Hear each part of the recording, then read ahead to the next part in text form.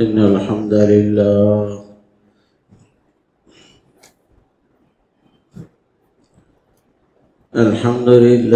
رب العالمين،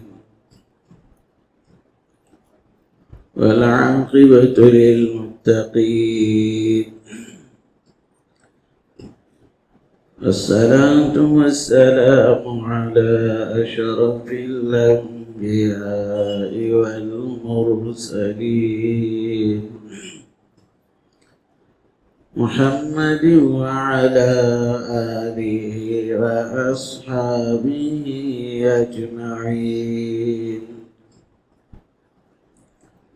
أما بعد، فأعوذ بالله من الشيطان الرجيم. بسم الله الرحمن الرحيم. فإنك لعلى خلق عظيم. وقد قال النبي صلى الله عليه وسلم: إن من أحبكم وأقربكم إلي مجلسا يوم القيامة أحسنكم أخلاقا.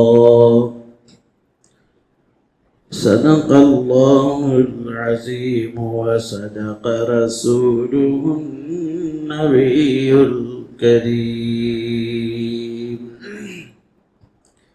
ونحن على ذلك لمن الشاهدين والشاكرين. بزرگان محترم و برادران اسلام، سیدنا محمد رسول اللہ صلی اللہ علیہ وسلم کی خصوصیات میں ایک اہم خصوصیت یہ بھی تھی کہ آپ علیہ السلام لوگوں کو اخلاق سکھانے کے لیے تشریف لائے۔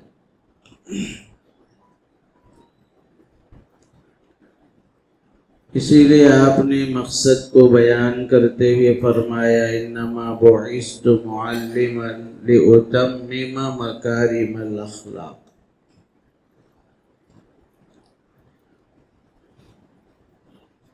میں سکھانے والا بنا کر بھیجا گیا ہوں۔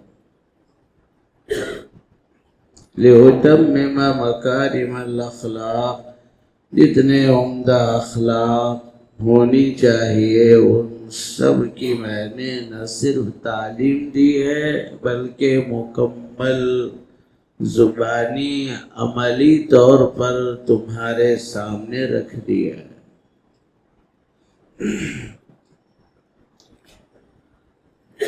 اسلام میں اخلاق کی بہت بڑی اہمیت۔ عبادت کا تعلق اللہ کی ذات سے وابستہ ہے، لیکن اخلاق کا تعلق بندوں کی ذات سے وابستہ ہے۔ عبادات سب اللہ کا حق ہے، اخلاق بندوں کا حق ہے۔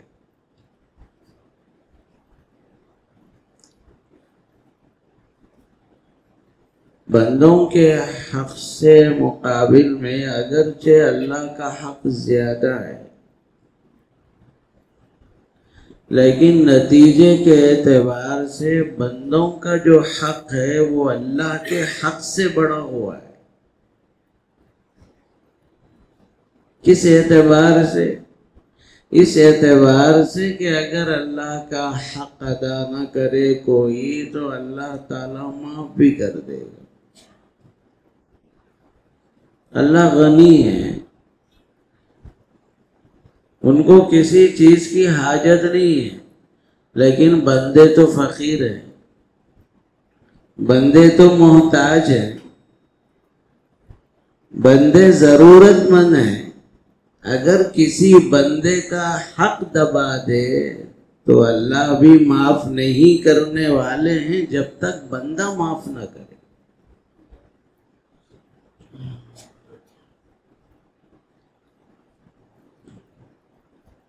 اسی لیے میراث کے مسئلے میں بھی ایک آدمی وہ ہے جس کے اوپر حج کرنا فرض تھا، نہیں کیا، مر گیا۔ کئی دن کی نمازیں، سالوں کی نمازیں اس کی چھوٹ گئی، ادا نہیں کر سکا۔ کئی سال اس نے زکوٰۃ ادا نہیں کی ہے، مال موجود ہے کروڑوں کا، لیکن زکوٰۃ دیا نہیں۔ یہاں تک کہ انتقال کر گیا۔ اگر اس بندے کے مال و متاع کو دولت اتنی زیادہ ہے، اس کو سامنے رکھتے ہوئے نمازوں کا کفارہ نکالا جائے، روزوں کا کفارہ نکالا جائے، حج نہیں کیا وہ نکالا جائے یا نہیں؟ ادھر تو اولاد موجود ہے، اور کچھ بندے وہ ہیں جن کا یہ قرض رکھ کر چلا گیا ہے۔ شریعت یہ حکم دیتی ہے، یہ اللہ کا حق ہے، نمازوں کا کفارہ اللہ کا حق ہے، روزوں کا کفارہ اللہ کا حق ہے، حج کا ادا کرنا یا اس کا حج بدل، یہ اللہ غنی ہے، معاف کر دے گا، لیکن بندوں کا حق اللہ بھی نہیں معاف کرے گا۔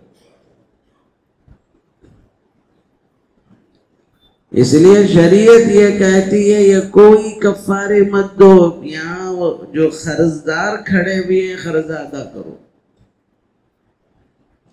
اس کے جو بچے ہیں، غریب ہیں، لاچار ہیں، ان کا جو حق ہے وہ دے دو، اللہ کا حق چھوڑ دو۔ کیا سمجھ میں آیا؟ سمجھ میں آیا؟ اگرچہ اللہ بڑے ہیں، ان کا حق بڑا ہے، لیکن ادائیگی کے اعتبار سے بندوں کا حق زیادہ بڑا ہوا ہے اللہ کے حق کے مقابل میں۔ اسی لیے بھائیو، اخلاق کو بہت زیادہ اہمیت ہے۔ اخلاق نام ہے میری اپنی ذات سے کسی کو تکلیف نہ دینا، اگرچہ وہ تکلیف پہنچائے مجھے گوارا ہے، لیکن میری ذات سے کسی کو تکلیف نہ پہنچے۔ دوسرا معنی یہ ہے میرے ذمے کسی کا حق باقی نہ ہو، ایک رتی بھر پیسہ میرے اوپر کسی کا باقی نہ رہے۔ لوگ مجھے دینا ہے دیتے ہیں، اور ان کی مرضی ادا کرتے ہیں تو یہاں دنیا میں بھی آخرت میں بھی چھٹکارا پائیں گے۔ دنیا میں اگر ڈنڈی ماریں گے تو اللہ کے یہاں ڈنڈے بھی پڑیں گے، میرا حق بھی ملے گا۔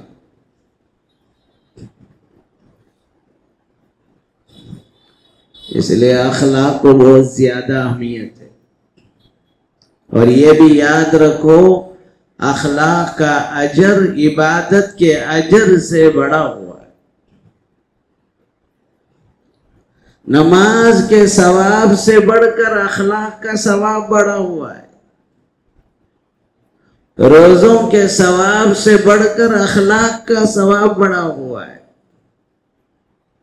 حج کا اجر و ثواب سے بڑھ کر اخلاق کا اجر بڑا ہوا ہے۔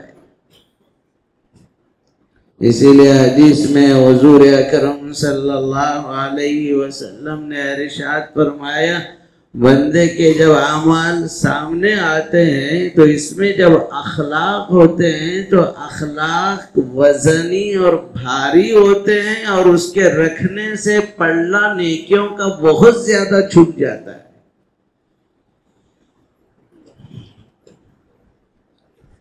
اسی لیے سیدنا محمد الرسول اللہ صلی اللہ علیہ وسلم نے امت کو احساس دلایا، اخلاق کا دامن کبھی نہ چھوڑنا۔ میں تم کو اخلاق سکھانے آیا ہوں، میری زندگی میں اخلاق کیسے ہیں وہ تم اچھی طرح جانتے ہو۔ انما بعثت معلما لاتمم مکارم الاخلاق، میں معلم بنا کر، سکھانے والا بنا کر بھیجا گیا ہوں۔ میں اخلاق سب تمہیں سکھا رہا ہوں، کامل اور مکمل تمہارے سامنے میری اپنی زندگی پیش کرتا ہوں۔ اس لیے آج اعمال میں عبادات تو زندہ ہیں، لیکن اخلاق کے اعتبار سے آج امت بہت پیچھے ہے۔ دنیا میں نمازی پائے جائیں گے، تہجد گزار بھی ملیں گے، ذکر کرنے والے بھی ملیں گے، خوب صدقہ اور خیرات کرنے والے بھی ملیں گے، لیکن دنیا اخلاق سے خالی ہو رہی، اخلاق سے خالی۔ اللہ کے نبی علیہ السلام کو اللہ تعالیٰ نے پوری امت کے لیے نمونہ بنا کر بھیجا گیا ہے کہ میرے محبوب کو دیکھو، حقوق کی ادائیگی میں کس قدر فکر مند ہوتے ہیں۔ پیغمبر علیہ السلام 25 سالہ نوجوانی کے عمر سے لے کر 40 سالہ نبوت کے زمانے تک ساری زندگی حضور اکرم صلی اللہ علیہ وسلم کی اخلاق میں، خدمت انسانی میں، ضروریات انسانی میں، ہر ایک کے کام آنے میں، دعائیں لینے میں ساری زندگی کھپا دی۔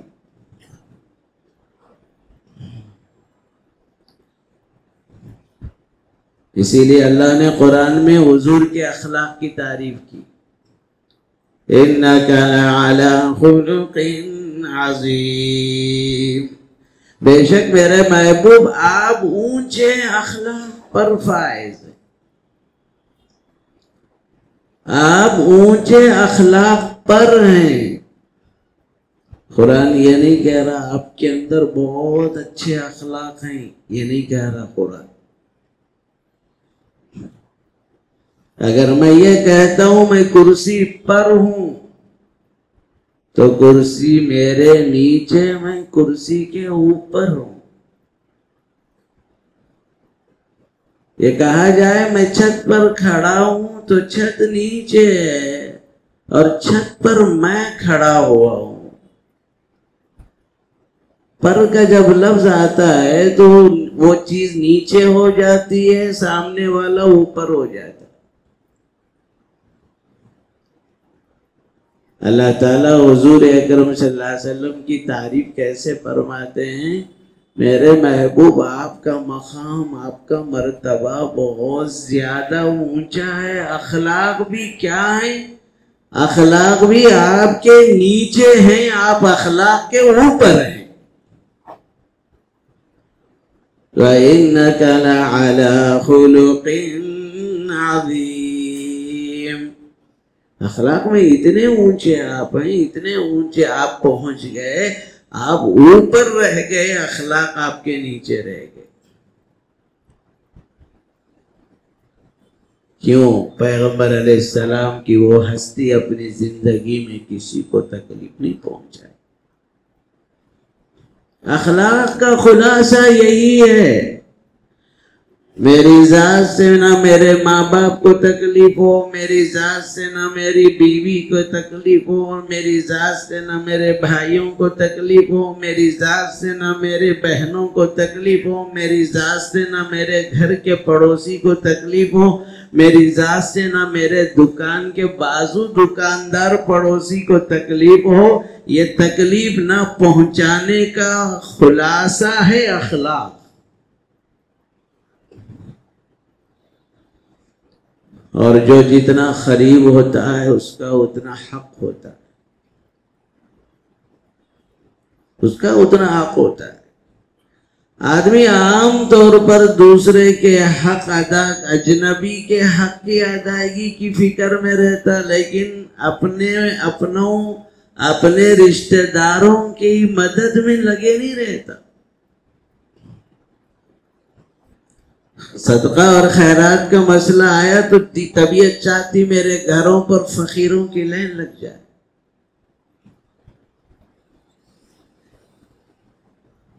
تاکہ دنیا تعریف کرے کیا غریبوں کو دیتے ہیں بھائی، لین ہی لین لگی رہتی۔ لیکن وہی بھائی پریشان ہو، بہن پریشان ہو، جا کر کہے کہ صاحب میں پریشانی میں ہوں، کچھ میری مدد کر دو، تو کہتا ہے میں تو تیرے سے ڈبل پریشان ہوں۔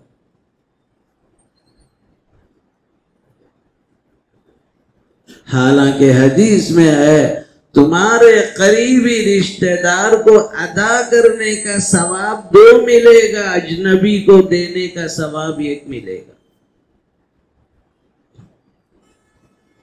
تم نے پریشان بھائی کی مدد کی، پریشان بہن کی مدد کی، تو اجر ملے گا جو مدد کرنے کا، دوسرا رشتہ نبھانے کا دوسرا اجر ملے گا۔ لیکن آج دیکھیے کتنے ایسے بھی لوگ ہیں جو آ کر کہتے ہیں صاحب دولت جب آ جاتی ہے رشتے بھی کٹ جاتے ہیں۔ دیکھو خاص طور پر جو خوب پیسہ دولت کما کر آنے والے بچوں کا حال یہ ہے کہ ان کے خاندان کے لوگ شکایت کرتے ہیں صاحب پہلے تو یہ لوگ کچھ ملتے تھے، سلام علیکم کرتے تھے، اب تو اتنی دولت آئی کہ نیچے کے لوگوں کو پلٹ کے دیکھنا بھی گوارا نہیں کرتے۔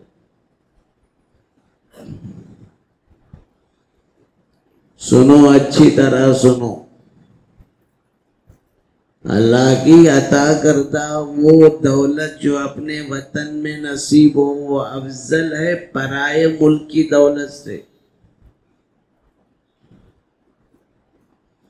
اپنے ملک کی، اپنے وطن کی جو روزی ہے غیر کے وطن کی روزی سے افضل ہے۔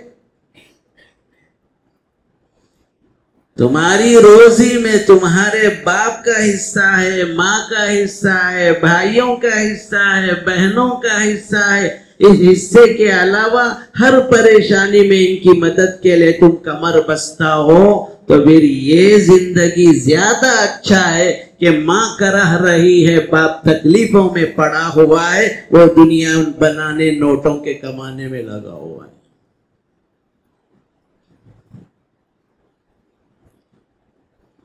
قرآن نے اولاد ہونا ایک نعمت ہے، اولاد ہونے کے ساتھ ساتھ ماں باپ کے ساتھ رہنا دوسری نعمت ہے۔ کتنے لوگ ایسے ہیں جو گھروں میں پڑے ہوئے ہیں، پیسہ تو موجود ہے لیکن گھر میں راشن لا کر ڈالنے والا کوئی نہیں، پیسہ موجود ہے، بیمار ہو گئے دواخانہ لے جانے والا کوئی موجود نہیں، پیسہ موجود ہے لیکن کوئی دلداری کرنے والا، بات چیت کرنے والا، محبت کرنے والا، ان کے ہر دکھ میں اور خوشی میں شریک ہو کر ان کے جو ہے شانہ بشانہ ٹھہرنے والا کوئی نصیب نہیں۔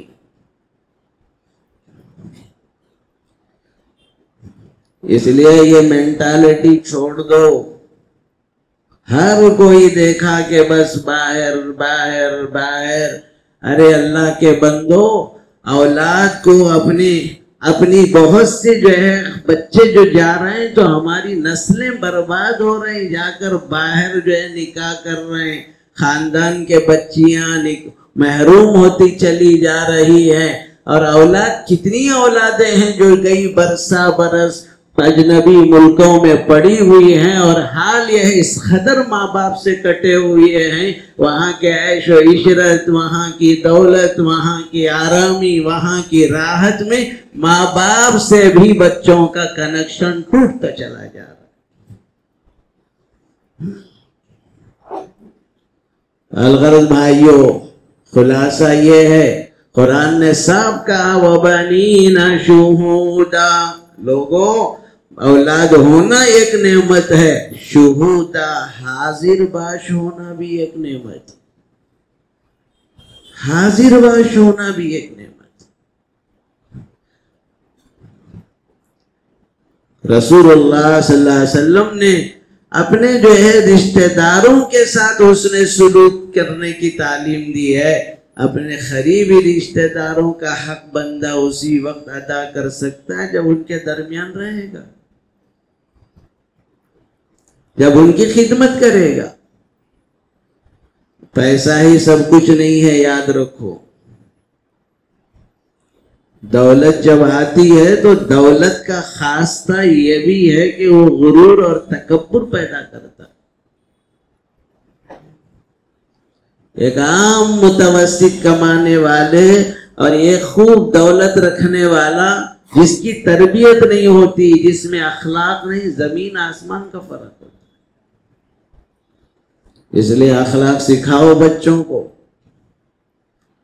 کمانے والا یہ سمجھے مجھے جو کچھ روزی روٹی مل رہی ہے اپنے ماں باپ کی صورتوں اور اولاد کے چہروں کو دیکھ کر مل رہی ہے. حضور اکرم صلی اللہ علیہ وسلم نے ان سارے نوجوانوں کو جو لاکھوں میں کماتے ہیں اور ہزاروں میں کماتے ہیں اور یہ سمجھتے ہیں کہ میری اپنی محنت ہے، میرا اپنا خون پسینہ ہے، میری ہوشیاری ہے، میری دن رات کی محنت ہے، میرے خون کا اور جو ہے پسینے کا یہ صلہ ہے. صاف فرمایا خبردار خبردار، اگر تمہارے بوڑھے ماں باپ نہ ہوتے، تمہارے معصوم بچے نہ ہوتے، یہ جانور یہ چرند پرند نہ ہوتے، اللہ تم کو روزی روٹی ہرگز نہ دیتا. روزی مل رہی تمہارے ماں باپ کے چہروں کی وجہ سے، تمہاری جو ہے معصوم بچوں کی وجہ سے مل رہی. لیکن جب یہی دولت آتی ہے سب سے زیادہ ماں باپ کو بھول جاتے. ماں باپ اجنبی ہوتے ہیں جب حسین بیوی بغل میں آ جاتی. بیلنسنگ بہت ضروری ہے بھائیو. اسی لیے قرآن نے اخلاق نے صاف سکھایا، وَقَضَىٰ رَبُّكَ أَلَّا تَعْبُدُوا إِلَّا إِيَّاهُ. تمہارے رب نے فیصلہ کیا ہے بندگی تم اللہ کی کرو، بندگی تم اللہ کی کرو. اللہ کی بندگی کے بعد اس سرزمین میں سب سے بڑا رشتہ تمہارے ماں باپ کا ہے. ماں باپ کے ساتھ حسن سلوک کرو. وَبِالْوَالِدَيْنِ إِحْسَانًا. اپنے ماں باپ کے ساتھ حسن سلوک پر تو اللہ نے اپنے حق کے ساتھ ماں باپ کے حق کو کیوں ملایا؟ اس لیے ملایا اللہ بھی محسن، ماں باپ بھی محسن. اللہ بھی محسن ہے، ماں باپ بھی محسن ہے. فرق یہ ہے اللہ بڑے محسن ہے، ماں باپ چھوٹے محسن. دوسرا فرق یہ ہے اللہ نظر نہ آنے والا محسن ہے، ماں باپ تو نظر آنے والے محسن، دکھائی دینے والے محسن ہیں. جو دکھائی دینے والے محسن ماں باپ کو نہیں پہچانا وہ اللہ کو کیا پہچانے گا؟ نظر آنے والے، خدمت کرنے والی ماں خدمت کرتے کرتے بوڑھی ہو گئی، باپ خدمت کرتے کرتے بوڑھا ہو گیا. اس کا بڑھاپا تم نے اپنے آنکھوں سے دیکھا. جب وہ ماں باپ تم کو نظر نہیں آئے، اللہ کیا نظر آئے گا تم؟ ان کا حق تم نے اگر ادا نہیں کیا تو اللہ کا حق کیا ادا کرو گے؟ صاحب کہا اِمَّا يَبْلُغَنَّ عِنْدَكَ الْكِبَرَ أَحَدُهُمَا أَوْ كِلَاهُمَا. بچوں یاد رکھو ماں باپ بڑے ہو جاتے ہیں، بڑھاپے میں عقل کام نہیں کر پاتی، وہ چڑچڑے ہو جاتے ہیں، کچھ کہہ بھی دیتے ہیں، کچھ ڈانٹ بھی دیتے ہیں، کبھی ناحق بھی ڈانٹتے ہیں، ناحق بھی کہتے ہیں. گوارا کر لو، اسی میں تمہارے لیے جنت ہے. سمجھتے ہو ماں کون ہے؟ جس کے قدموں تلے جنت ہے۔ سمجھتے ہو باپ کون ہے؟ باپ جنت کے دروازوں میں سے بیچ کا دروازہ ہے۔ آج اس جنت کے ساتھ کیسا بدسلوکی ہماری امت کے نوجوان کر رہے ہیں۔ خبردار، بڑھاپا آ جائے سب برداشت کرو، پلٹ کے اپنے ماں باپ کو اف تک نہ کہو۔ وَلَا تَنْهَرْهُمَا، خبردار جھڑک کے بات نہیں کرنا۔ وَقُلْ لَهُمَا قَوْلًا كَرِيمًا، ہمیشہ نرمی سے بات کرنا، لہجے میں نرمی ہونا۔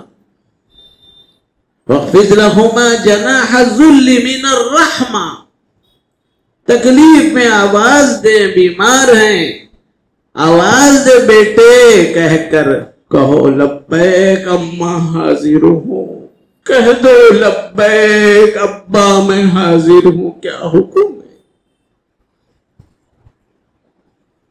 تمہارے خاطر کس قدر انہوں نے جتن اٹھائے ہیں۔ خبردار میرے بندو، جب تمہارے ہاتھ اٹھے سب سے پہلے محسن کے حق میں دعا کرو۔ سب سے پہلے محسن کے حق میں دعا کرو۔ جنہوں نے تمہیں بچپن میں پالا پوسا، باپ نے تمہاری ضروریات کے لیے اپنی ساری جوانی لگا دی، ماں تمہارے منہ میں دودھ کیا رکھتی تھی، جسم کا خون نچوڑ نچوڑ کر اپنی اولاد کے منہ میں رکھتی تھی۔ ماں باپ وہ عظیم نعمت ہے، تمہارے دنیا میں آنے سے پہلے کسی کے ہاتھ اٹھے ہیں تو ماں باپ کے ہاتھ اٹھے۔ اے اللہ میری پیدا ہونے والی اولاد کو خیر و خوبی سے اللہ پیدا فرما، عیوب سے پاک، نقائص سے پاک، تکلیفوں سے اللہ بچا لے۔ ابھی بچہ آیا نہیں ہے، ماں بھی تڑپ تڑپ کر ہاتھ اٹھاتی ہے، باپ بھی تڑپ تڑپ کر ہاتھ اٹھاتا ہے۔ اے بچے تو جوان ہو گیا، جب تیرے بھی ہاتھ اٹھے سب سے پہلا حق ہے تو اپنے ماں باپ کے لیے دعا کر، یہ کہہ دے وَقُلْ رَبِّ ارْحَمْهُمَا كَمَا رَبَّيَانِي صَغِيرًا، میرے پروردگار میرے ماں باپ پر رحم فرما، بچپن میں انہوں نے مجھ پر بہت رحم کیا۔ وَقُلْ لَهُمَا قَوْلًا كَرِيمًا، کتنے پیار سے اللہ اخلاق سکھا رہے ہیں۔ اس لئے بھائیو، حضور اکرم صلی اللہ علیہ وسلم نے ماں باپ کے حقوق ادا فرمائے، لیکن پیغمبر علیہ السلام چھوٹے تھے، معصوم تھے۔ آپ بچپن ہی میں یتیم اور یسیر ہو گئے، لیکن باپ کے درجے میں چچا ملے، چچاؤں کے ساتھ اس نے سلوک کیا۔ ماں کے درجے میں چچیاں ملی، حضور نے چچیوں کے ساتھ ماں جیسا سلوک برتا۔ اخلاق ہی سب کچھ ہے، جس میں اخلاق ہے وہ بہت کچھ نعمتوں سے سرفراز ہے۔ اگر وہ اخلاق نہیں، اس میں ذرے بھی اخلاق نہیں ہے، یاد رکھنا جنگل کا جانور بہتر ہے، یہ بد اخلاق درندہ صفت انسان ہے۔ اللہ ہم سب کو اچھے اخلاق پر فائز فرما، سب کے حقوق ادا کرنے کی توفیق عطا فرما، آمین۔ وآخر دعوانا الحمد